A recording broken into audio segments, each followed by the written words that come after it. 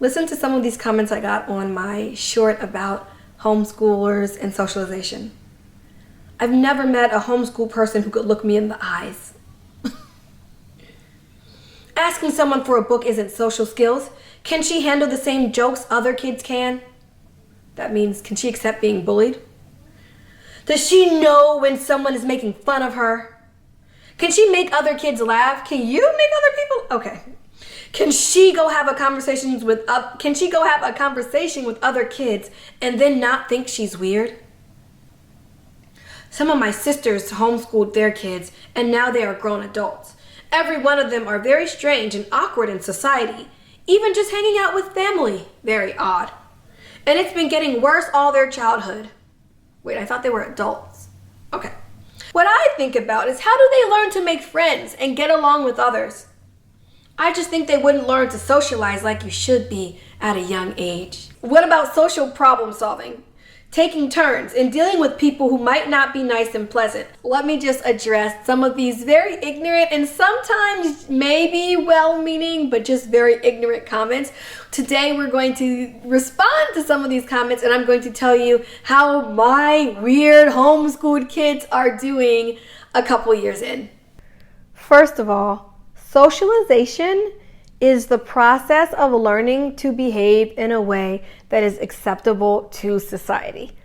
Your cousins, friends, uncles, random people you know who are weird, that does not mean that they are under-socialized. People have the right to be weird, and also we need weird people. You know who was a weird child who was bullied in school, who didn't get along with others?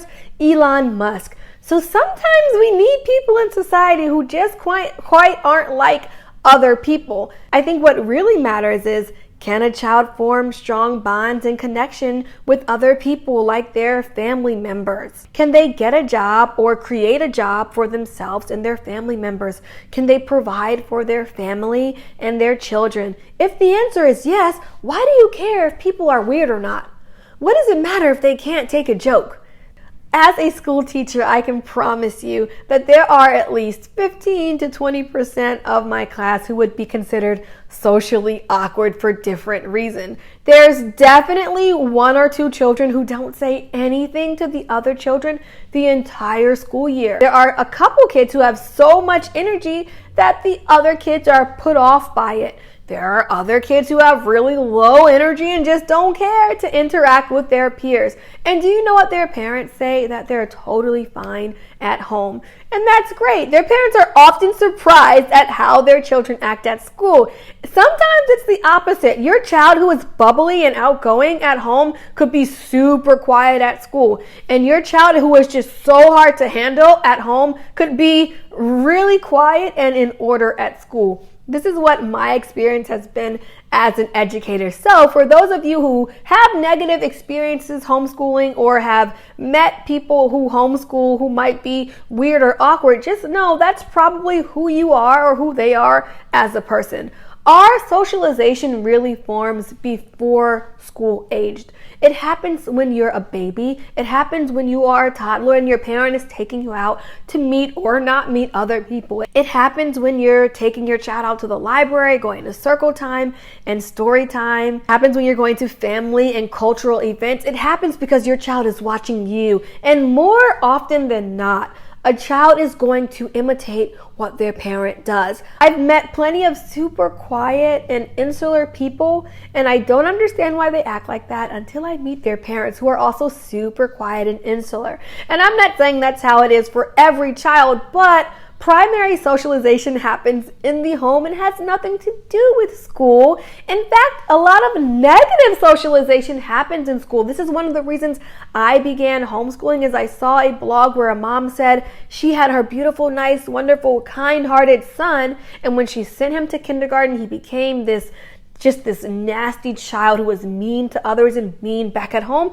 So she pulled him out to homeschool and got her nice child back. Let us also keep in mind that educating everyone is a very new and modern idea. In the past, most people did not go to school unless you were very, very rich and very, very male and very, very, in this country, white. And still around the world, Millions of children are not in school, and that's particularly so for girls and women. Yet they still find a way to fit in with their society. So let's talk about other ways children are socialized besides going to school. I'll tell you what my children do, and I'll give you some examples of what other homeschooled children do. But before that, here is a quick message from our sponsor of today's video, Night Zookeeper. Night Zookeeper is an online learning program that helps children with reading, writing, and creativity. There are thousands of fun and engaging lessons, challenges, and games that help children learn new words and use them in sentences and stories. Children receive personalized feedback on their work, and you can track everything in the parent portal. If you want your homeschool child to learn to love writing and academics, check out Night Zookeeper now. It's the type of curriculum children beg you to do every day. Check out the link in my description box below to check out Night Zookeeper and thank them for sponsoring this video. Now I will answer a lot of these questions plainly. Yes, my children know how to interact with other children. In fact, my oldest child, who was shy and quiet, and family members said, "Are you sure there's nothing wrong with her? She's so quiet." First of all, there's nothing wrong with being quiet. But anyway, now as a homeschooled child, she is severely outgoing. She loves to make friends. She loves inviting people over to my house. She is a little social butterfly. My youngest child, who is now a first grade homeschooler, is a leader and popular wherever she goes. She's popular with staff, teachers, students of all the different various activities that she does.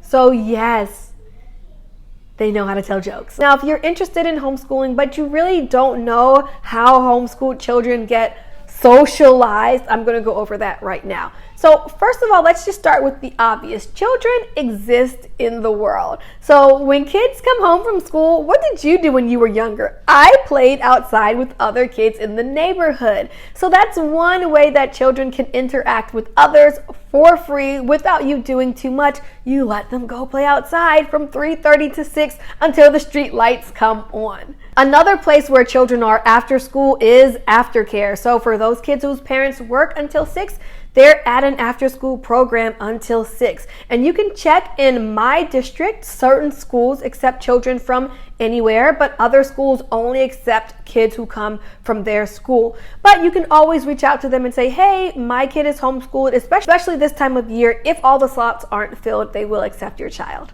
Another obvious one, sports. Little League, basketball, ballet, dance, tap. These are all places where children socialize with other children. One of my lifelong friends I did not meet in school. I met her when we were 3 years old in ballet and tap. For those of you who are interested in a more academic program, there are academic after-school programs. A lot of tutoring centers, science, technology, engineering, mathematics centers have popped up. Also, there are language and cultural centers, which are great places for kids to get that academic class environment if that's what you want for your child. Boy Scouts, Girl Scouts. Most Boy Scouts and Girl Scouts are not homeschooled, but these programs exist so that children have a chance to socialize with one another. I wonder why there are all these socialization things even though children go to school. Could it be because school is not a place for you to socialize? Maybe so. Yes, your homeschool child can enroll into Boy Scouts and Girl Scouts. Call up your local Boy Scout or Girl Scout groups and they will place you in the appropriate group. And if there's not one, you start one. Sometimes there's nobody where you live or no one who you want to interact with where you live. Start one yourself. It takes you to get it started. Next, there are religious institutions. So for me, that means going to church on Sundays, going to Bible study on Wednesdays, and making sure you get your children involved in the activities there. So in a Black church, for example, there are praise dances, there are outreach and other type of ministries. There's the Christmas play. There might be the band. There's all these type of things that kids can get involved with in their religious institution. So here's a big one, summer camp. A lot of homeschooled people use the summer as a time for their children to be away from them for 3 months and get that experience with other kids and other adults. There are sleepaway camps, there are day camps, and they range in price. I don't know if maybe people assume homeschooled children don't go to summer camp. Yes. Yes, they do. And there are other free things that homeschoolers do to socialize, like going to story time at the library and continuing to do that as the children get older. Now, they might not like story time at the library, but as they get older, for example, my children are attending Today at Apple events. And these are free events that happen at the Apple store that you can sign your child up for. There are other children who may be in the class, and they listen to the instructor and they learn about Apple products. You don't even need to have an Apple product yourself. They provide them. So if you're wondering, oh, how will they ever learn to sit down and raise their hand? They do that here. Side note, at the one my children went to a few weeks ago, we're sitting there politely doing the work, and then it was time to share. Our kids were so nice and kind, looking at each other's work, complimenting it, asking questions. Then there was another group of kids who were not homeschooled, who were just so rude.